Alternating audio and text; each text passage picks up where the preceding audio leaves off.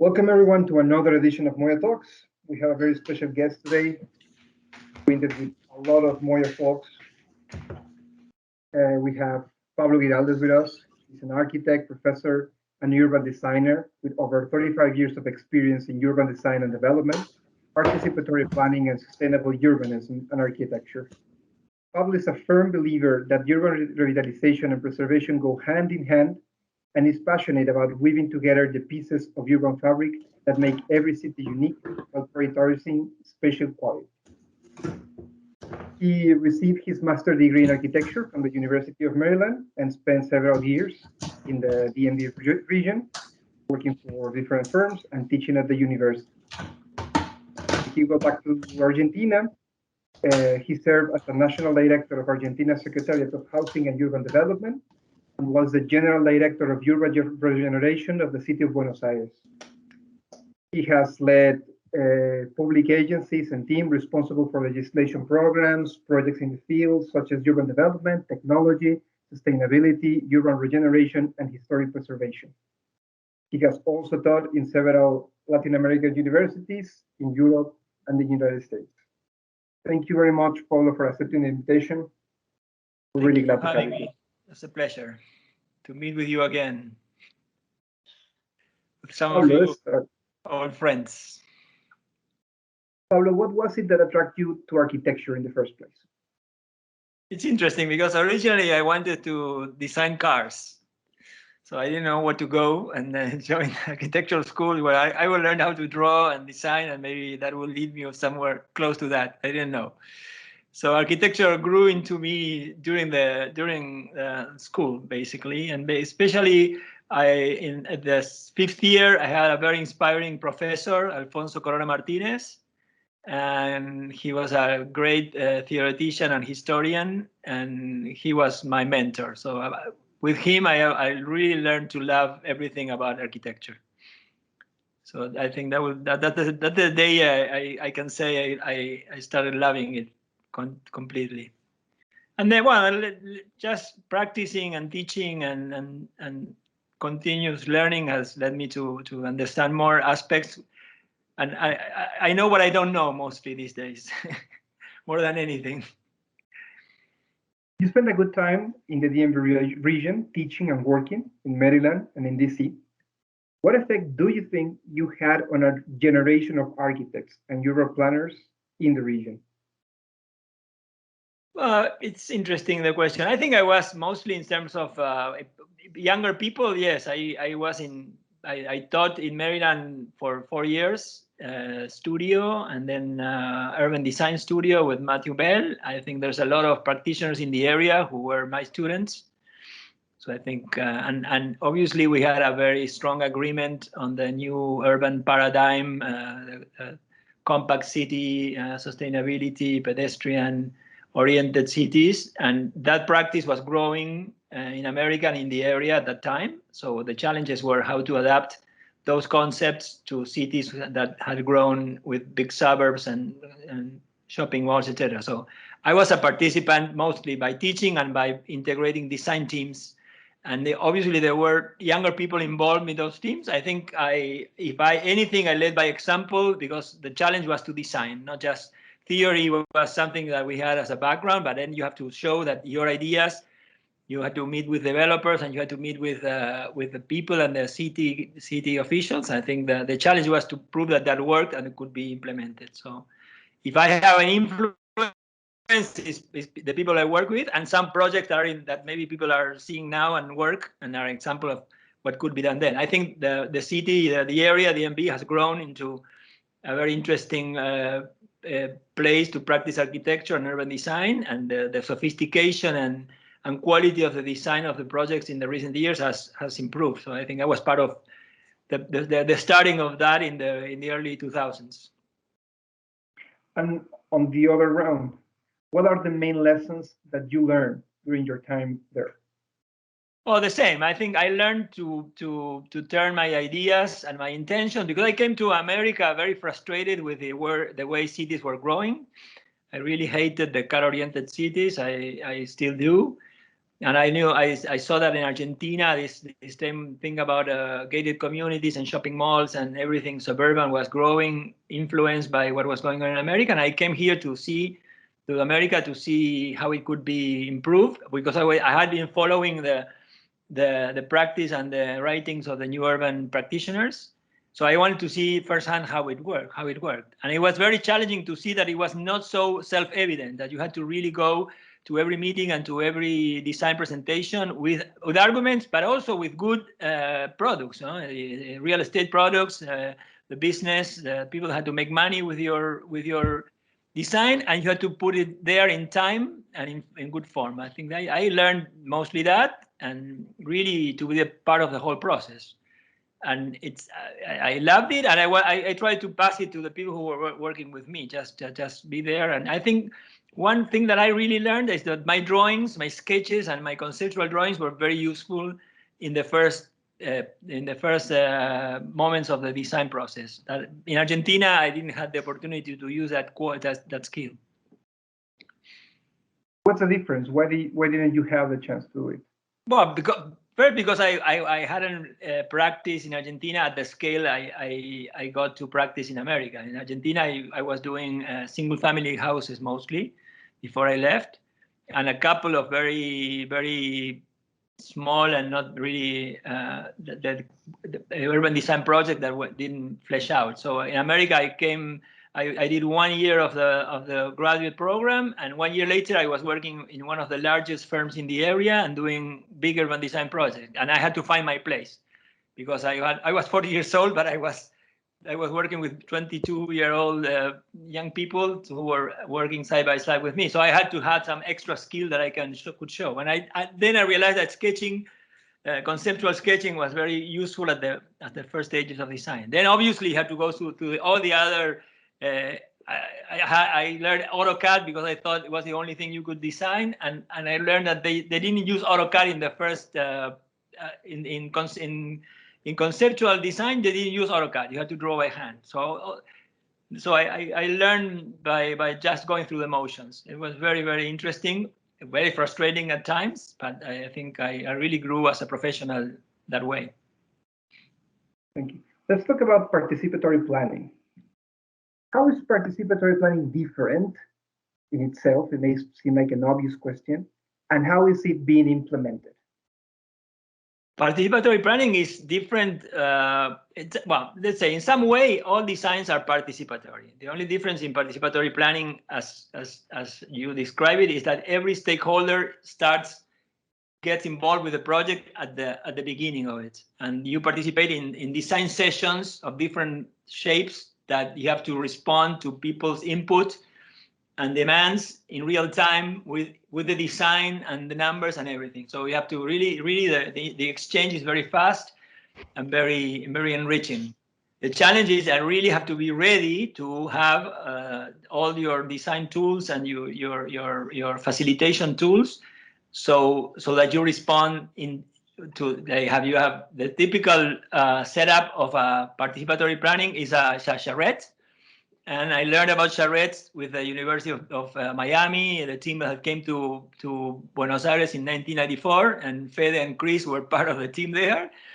And they were working at my house for 10 days, and it was very, very intense, and we loved it, and we thought, okay, we will work this way. And then we came to America, and in different moments of our practice, we were involved in the different firms we work, and really was fantastic. So I think for that kind of participatory planning is the most productive. It's very hard to put it together and to have a very productive charrette, because we really have to have everything in place, and you cannot allow people to come to scream at you and to be disrespectful, and if you don't prepare it, it may happen in an open charrette. And when you extend this participation to stakeholders, what's the role of the architect? The role of the architect is be the master of ceremonies of everything. You really have to know everybody, and you have to know beforehand what their stakes are and what their a priori is, what they want beforehand. You cannot be surprised like in a trial in the court. like they say to an attorney, never ask a question you don't know the answer. Well, if you go to a design charrette, you know that people are expecting the city, their city to work this way, and that you have to give them this kind of house and this kind of arrangement. And if you want to change that, you have to be ready to produce a different option that is better, and it still responds to their demands. And the same with the mix of products. I think Fede is smiling and smiling, and Fede is one of the most experts, the strongest experts I know of turning developers' minds around and offer them a different option that they were expecting with a better product that is a better business and it's easier to build, etc. And that's a very important thing, that you have to really go into the room and know, I know this is better, and I know they're expecting this, and I have to give them this other thing. And the other thing is a balancing act between developers, the city, and the people who are going to live or use wherever you're designing. No? That's another very important role of the architect. And on top of that, you have to design, to produce a great presentation, and then to communicate it in a perfect way. I learned a lot of that in America because I really didn't know how to do it before, and I still think I'm not very great at it. But I think it's very important that we, as architects, we practice for that too. Our work always is in the public realm. Everything we do is in the public realm. Let's talk more about the public realm. And Superblocks. I know you're a big fan of Superblocks. During research for a project, you were of great help. Generally speaking, how are Superblocks transforming urban spaces, and where are we heading with this? The Superblock concept has had many incarnations. The latest, and the one we usually talk about these days, is the one was created in Barcelona by a biologist called Salvador Rueda, and basically it's a big retrofit of the existing city. The Superblock of Barcelona is the same city of Barcelona, the same urban spaces, the old city, the Eixample, the big blocks, but combined in a way that each group of 3 by 3 blocks, 9 blocks in total, it becomes a self-contained, to some degree, unit where pedestrians are free and cars come only as guests and cannot go fast, etc. In combination, that liberates a lot of the ground floor space for green and for public use, but also has to be combined with a set of social, economical, and cultural parameters. So each block is self-contained. And it also has a lot in common with new urban concepts and other paradigms that are in use all over the world, where you have to really create pedestrian pockets, so pedestrians are free and have more space for them, and then limit the use of cars in the city the most that you can. And there's a lot of cultural resistance to this because people obviously love their cars, as we know, and they want to go everywhere with their cars. But and it's a fight. Barcelona, they're almost 20 years trying to do it and still don't have it all together. And I had the opportunity to try this concept in Buenos Aires with four transit centers, and it's a very, very useful exercise, and they're still trying to implement. Could you elaborate on that? Excuse me?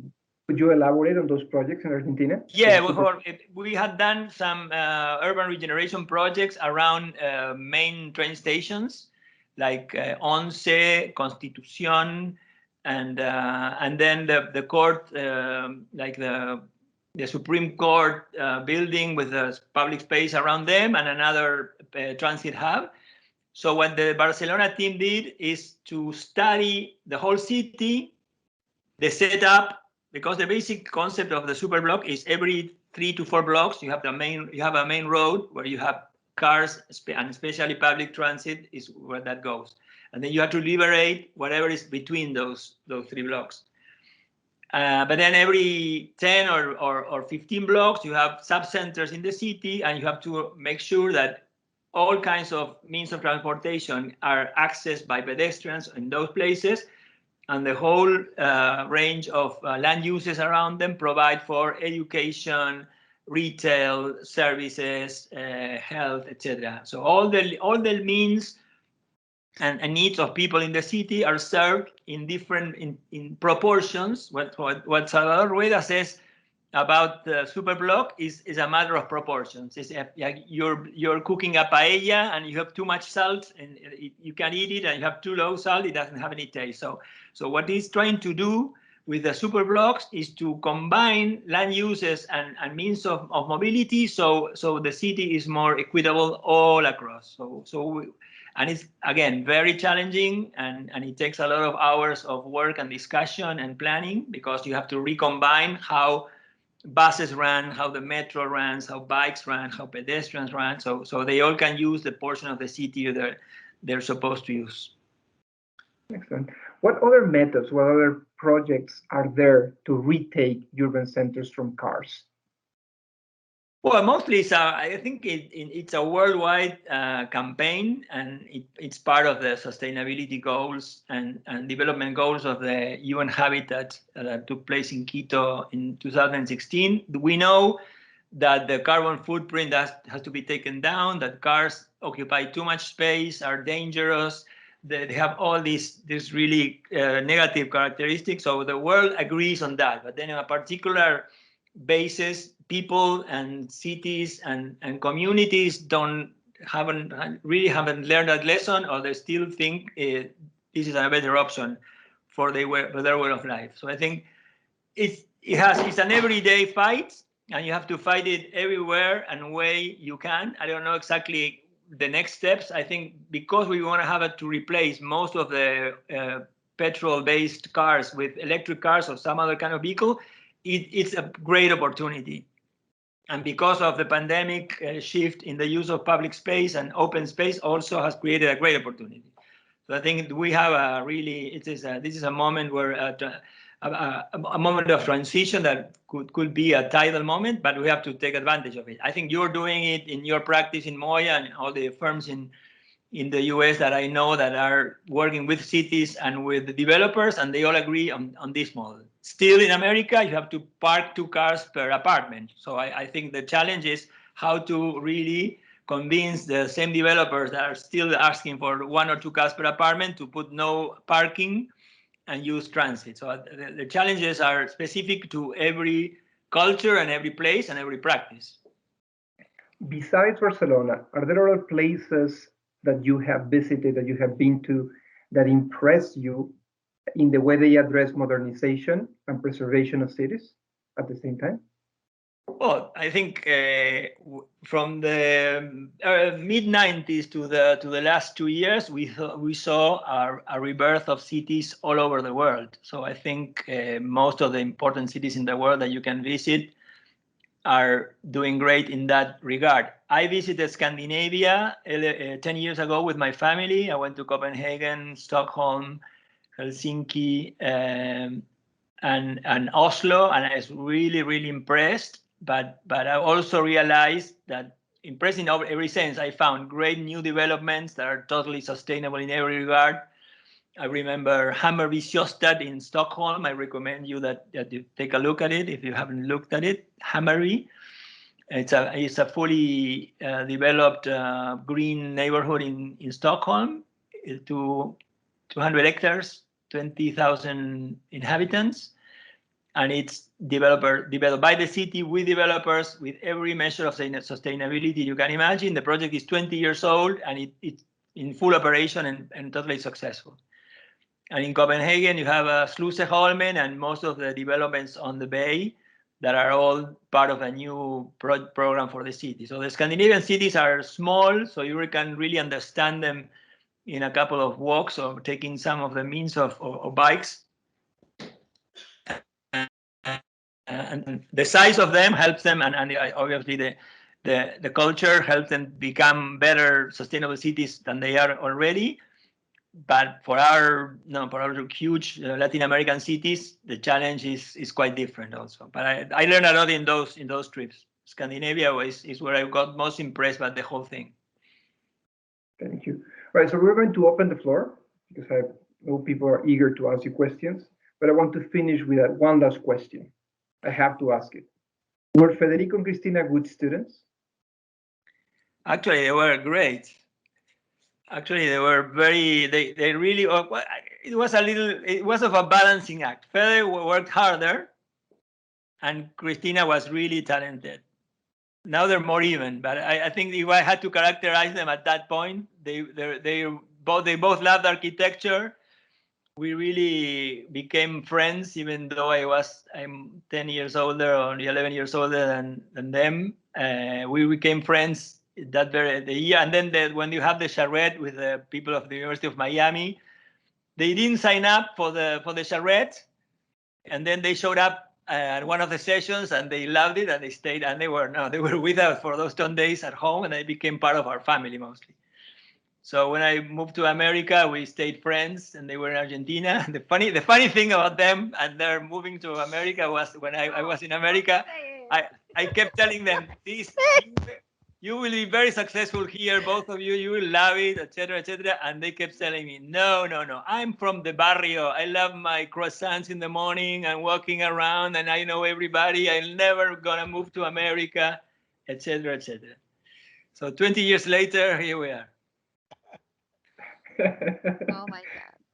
Never say never. And now you know it. And now you know Moya folks. now The floor is when yours. they decide to move, they move. Yeah, with the So, six yeah, packs of.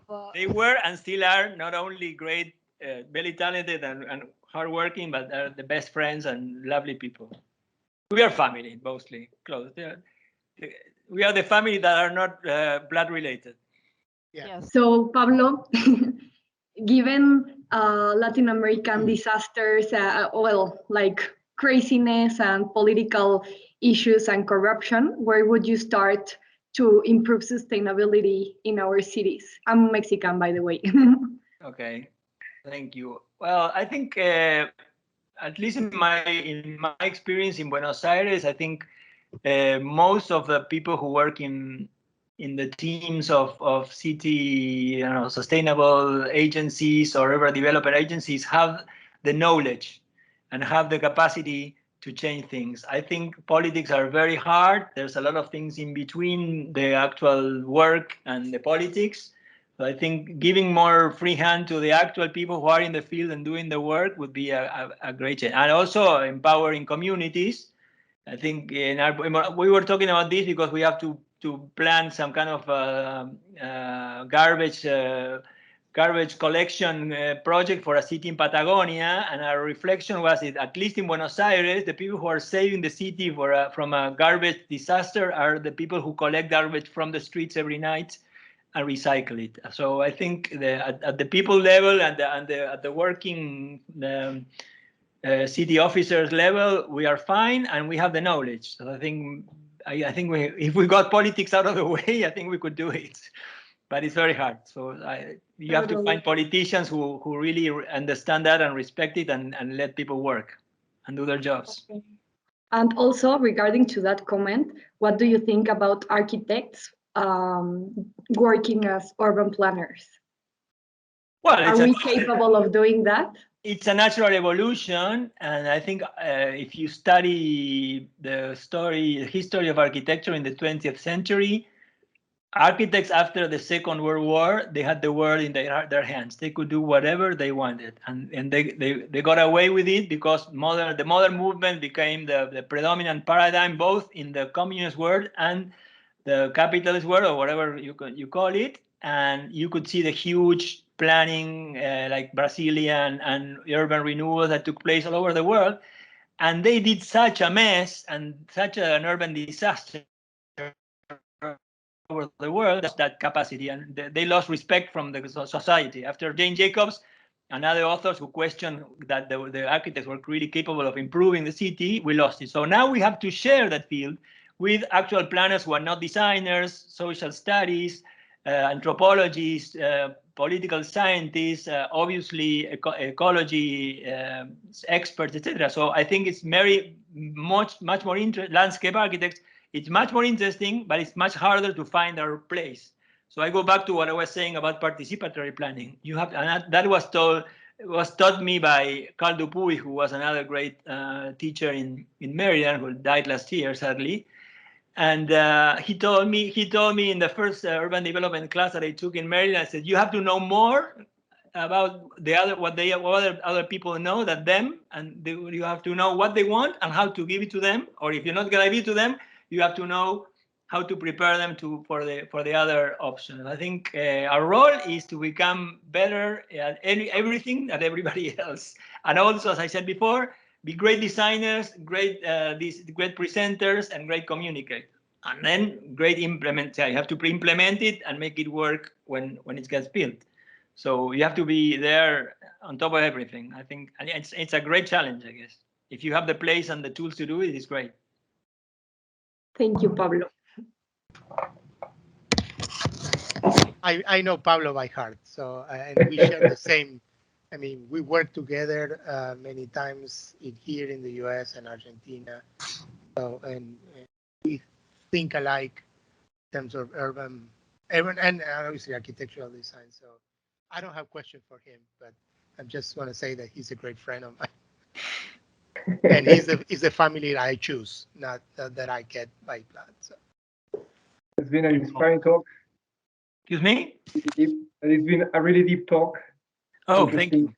Thank you for the answers, and thank you for the question, Renata, for contributing to the talk. Great. Pablo, be mindful of your time. We're going to thank you for participating in Moya Talks, for accepting the invitation. And we reiterate, whenever you want to come, just tell us. And absolutely. I'll be as soon as the airport's open. Okay, thank you so much for the invitation. I really had a lot of fun, especially telling you the real story about how Fede and Chris got to America. I was waiting to do that. And well, I hope to see you all soon in some occasion. And Yeah, I can see because you start buying stuff and see, I start when I start sending. When I start buying things on Amazon and sending to Fede and Chris's house, is because I'm going to visit them, so they know. So thank you so much. When he's coming. Keep with the hard and great work you're doing. Thank you very much, Pablo. thank you, Pablo. I love you. I love you so much, Pablo. Bye. Bye.